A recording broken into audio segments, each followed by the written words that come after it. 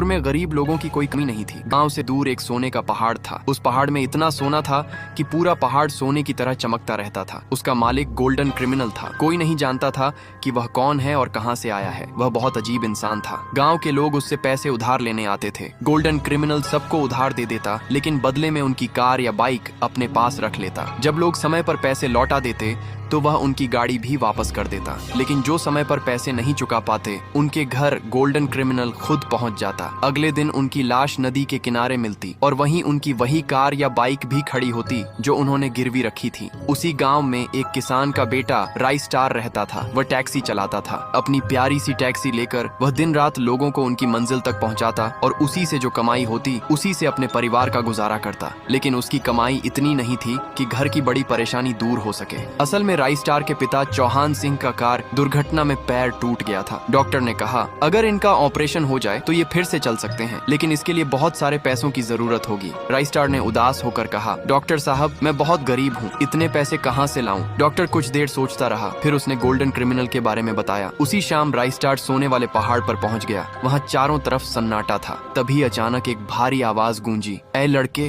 तुम्हें भी पैसों की जरूरत है? राई स्टार घबरा गया और बोला, आपको कैसे पता? गोल्डन क्रिमिनल मुस्कुराया और बोला, यहाँ आने वाला हर इंसान पैसों के लिए ही आता है। फिर उसने पूछा, बताओ बदले में मुझे क्या दोगे? राई स्टार ने अपनी टैक्सी की चाबी उसकी ओर बढ़ा दी। गोल्डन क्रिमिनल खुश हो गया। उसने राई स्टार को पैसे दे दिए और बोला, तुम्हारे पास सिर्फ 10 दिन है। अगर 10 दिन के अंदर पैसे वापस नहीं किए तो तुम अपनी सबसे कीमती चीज खो दोगे।